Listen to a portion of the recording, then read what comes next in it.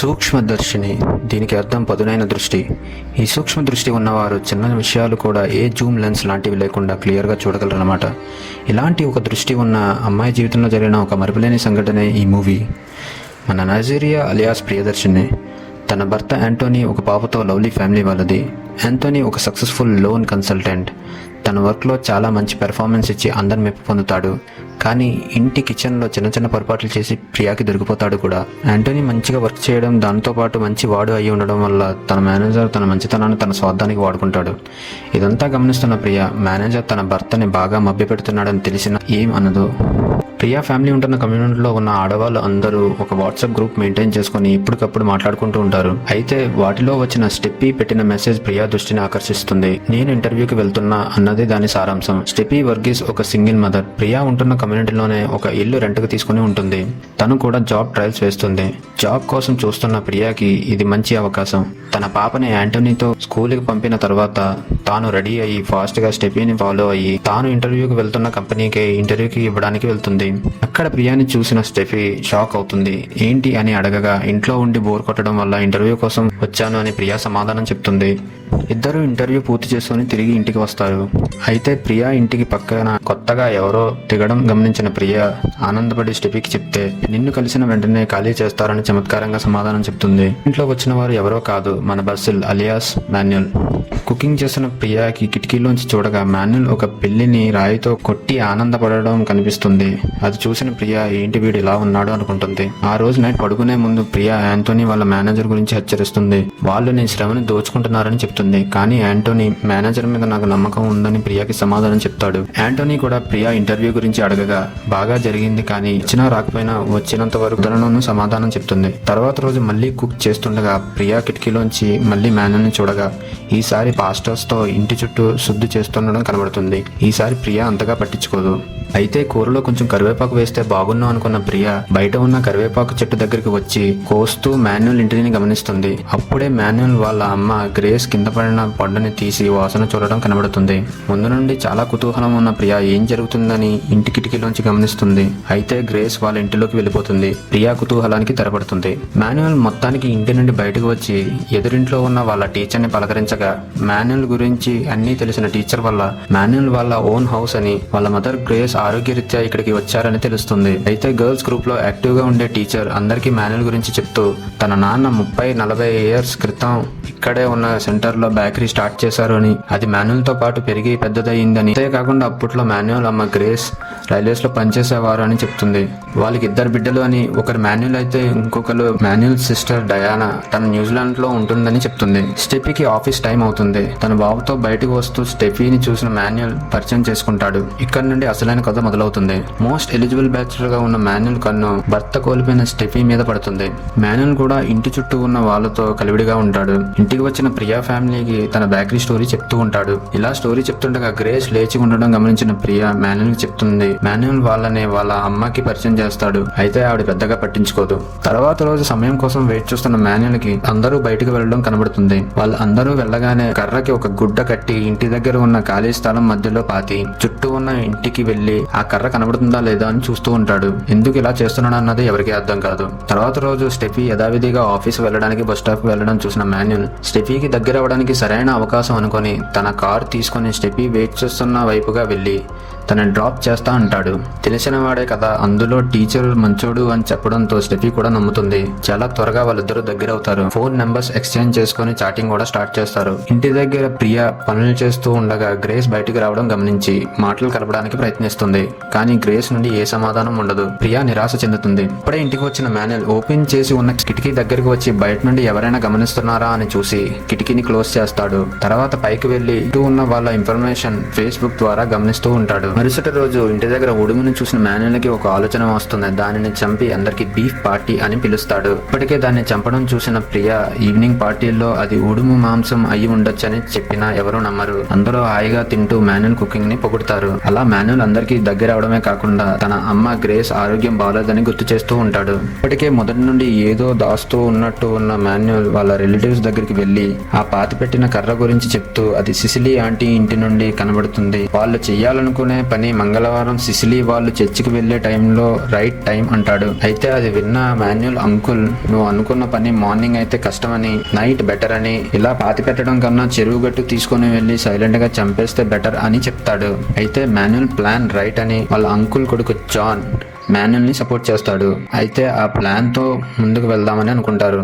Uncle కొడుకు John net లో acid గురించి స్టడీ చేస్తూ ఉంటాడు. మొత్తానికి వాళ్ళు ఏదో ప్లాన్ చేస్తున్నారు అని అయితే మాత్రం అర్థం అవుతుంది. తర్వాత రోజు యాంటోనీకి ఆఫీస్ లో ముఖ్యమైన రోజు. తను ఎప్పటి నుంచో వెయిట్ చేస్తున్న ప్రమోషన్ వచ్చే రోజు. అయితే వాళ్ళ మేనేజర్ మృదులాని ప్రమోట్ చేసి యాంటోనీకి షాక్ ఇస్తాడు. కాకపోతే యాంటోనీ కూడా ప్రమోషన్ ఇచ్చిన మేనేజర్ వెస్ట్ బెంగాల్ లో సీనియర్ ఎగ్జిక్యూటివ్ గా చేస్తాడు. అది గుడ్ న్యూసా బ్యాడ్ న్యూసా అని కన్ఫ్యూజన్ లో ప్రియా దగ్గరికి వచ్చిన యాంటోనీకి ప్రియా తన ఇంటర్వ్యూ ఫస్ట్ రౌండ్ క్లియర్ చేసిన విషయం చెప్తుంది. తనే కాకుండా ఆ రోజు ఇంటర్వ్యూకి వచ్చిన స్టెఫీ కూడా ఫస్ట్ రౌండ్ క్లియర్ చేసిందని గ్రూప్ చాట్ ద్వారా ప్రియాకి తెలుస్తుంది. అయితే ప్రియా ఈ రోజు తన మ్యారేజ్ డే అని అందరినీ ఇంటికి పార్టీకి రమ్మని పిలుస్తుంది. అయితే అప్పటికే మాన్యుల్ కి దగ్గరైన స్టెఫీ మాన్యుల్ తో విషయం చెప్తుంది. తన పథకానికి సరైన సమయం కోసం వెయిట్ చేస్తున్న మాన్యుల్ కి జాక్ పాట్ తగిలినట్టు అవుతుంది. పార్టీ రోజు అందరూ ప్రియా ఇంటికి వస్తారు అని తెలుసుకున్న మాన్యుల్ తన అంకుల్ కి ఇన్ఫార్మ్ చేస్తారు. వాళ్ళు అనుకున్న ప్లాన్ కి ఎగ్జిక్యూట్ చేయడానికి ఆ డేట్ ని ఫిక్స్ చేస్తారు.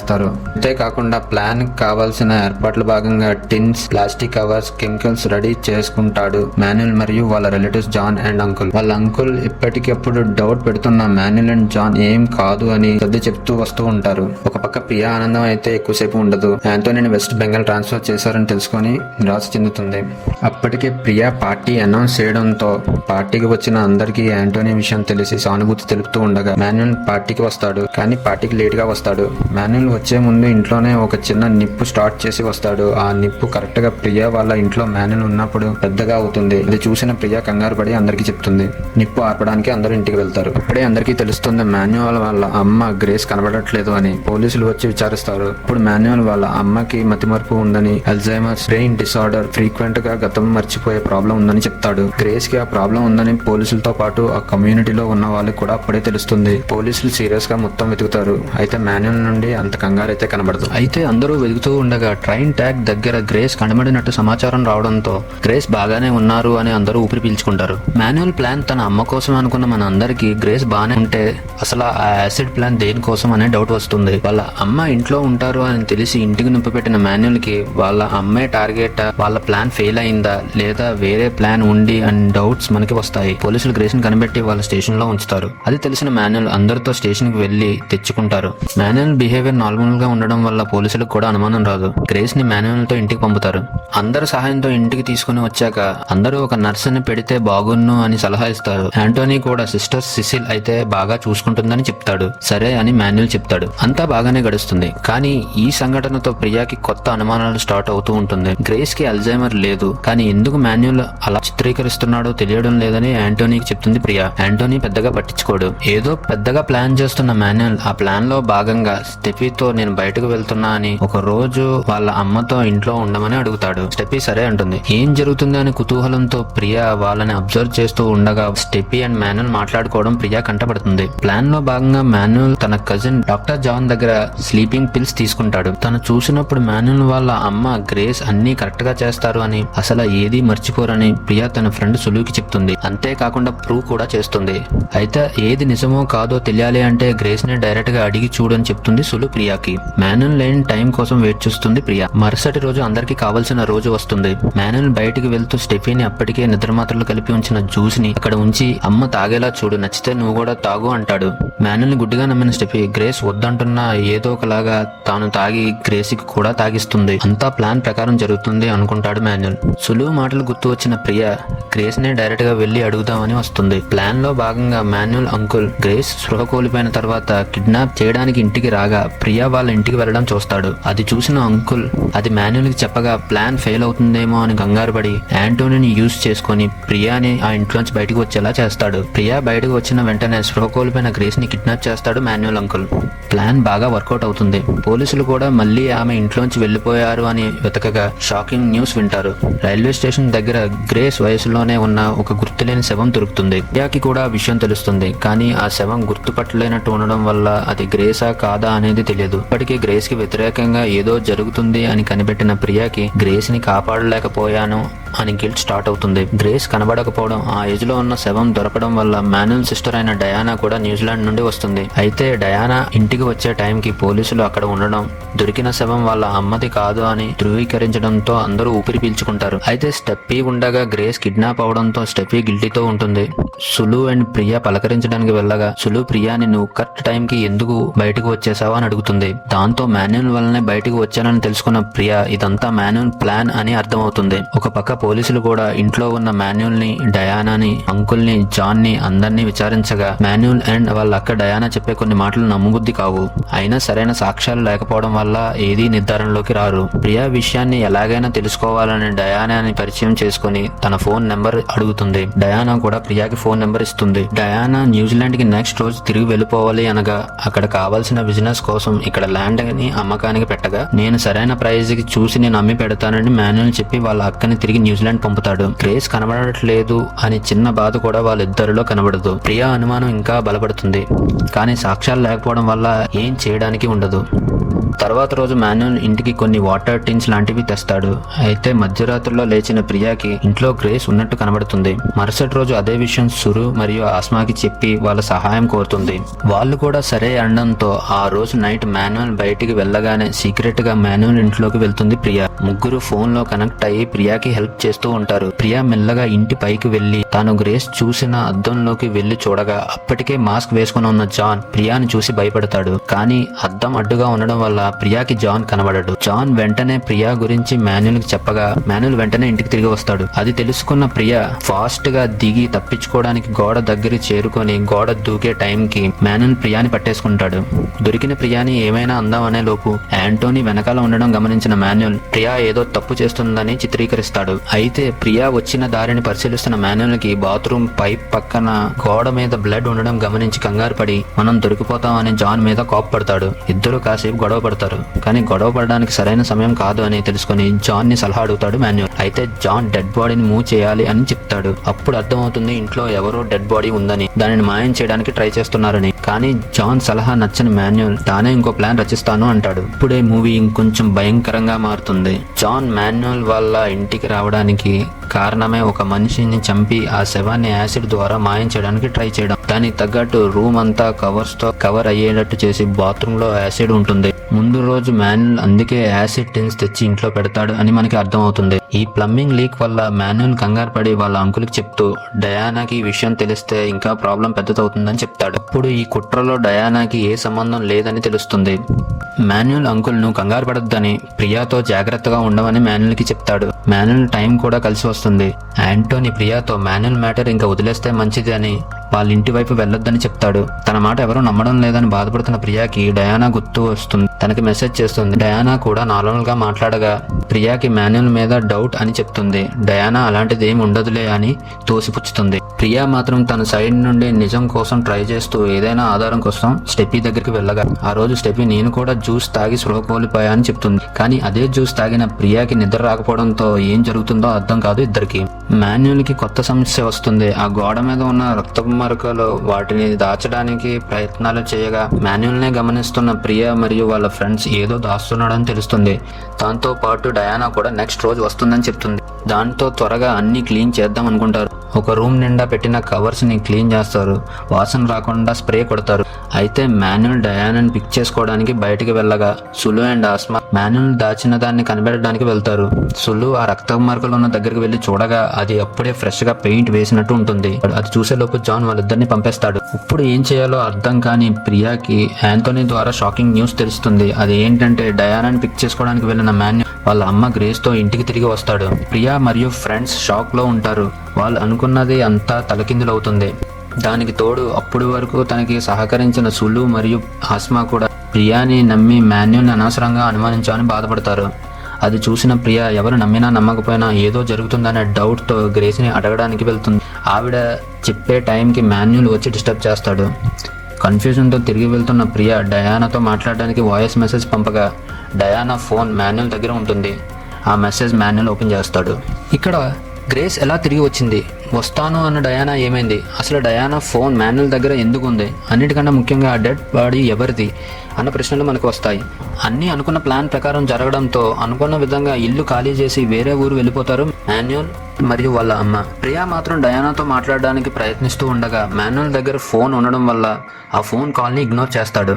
అయితే అన్ని ముగింపుకు వస్తాయి. మాన్యుల్ కుట్ర ఫలిస్తుంది. ప్రియా చివరిగా డయానాకి డైరెక్ట్ కాల్ చేద్దాం అనుకోవడంతో అది మలయాళంలో స్విచ్డ్ ఆఫ్ అని చెప్తుంది. అప్పుడు ప్రియాకి అర్థమవుతుంది డయానా న్యూజిలాండ్ వెళ్ళలేదని. అంతేకాకుండా ఇక్కడ ఒక భయంకరమైన నిజం ఏంటంటే మాన్యుల్ మర్డర్ ప్లాన్ చేసింది డయానా కోసమని, గ్రేస్ని కిడ్నాప్ చేయడానికి కూడా కారణం డయానాని ఇండియాకి రప్పించడానికి అని తెలుస్తుంది. అయితే ఎందుకు చంపాడు అన్నదే ఎవరికీ తెలియదు. డయానా న్యూజిలాండ్ వెళ్ళలేదు అని తెలిసిన ప్రియా డయానా ప్రొఫైల్ చెక్ చేయగా తన బిజినెస్ పార్ట్నర్ అయిన అదితి ప్రొఫైల్ దొరుకుతుంది. అదితికి మెసేజ్ చేస్తుంది. అప్పటికే అదితి ఇండియా రాగా మాన్యుల్ తనని పిక్ చేసుకోవడానికి వెళ్ళి డయానా నీతో రాదు అని చెప్పి తిరిగి పంపుదాం అనుకుంటాడు. వినకపోతే తనని కూడా చంపేద్దాం అనుకుంటాడు. అదితికి డయానా తనని చూడాలి అనుకోవడం లేదని చెప్పగా అదితి డయానాని కలాలి అని ఒత్తిడి చేయడంతో ఒక ఖాళీ ప్రదేశంలో కారుని ఆపి ఫోన్ మాట్లాడడానికి బయటకు వెళ్తాడు. అయితే అదే టైంకి ప్రియా పెట్టిన మెసేజ్ చూసిన అదితి ప్రియాతో మాట్లాడే అవకాశం వస్తుంది. అదితి పంపిన వీడియో చూసి ప్రియాకి ప్రాణం పోయినంత పని అవుతుంది. డయానాకి చావుకు కారణం మాన్యుల్ మాత్రమే కాదని, అది వాళ్ళ అమ్మ గ్రేస్ అండ్ మాన్యుల్ కలిసి చేశారని తెలుస్తుంది. అంతేకాకుండా ఈ ప్లానింగ్ మొత్తం గ్రేస్ దే అని పెద్ద నిజం బయటపడుతుంది.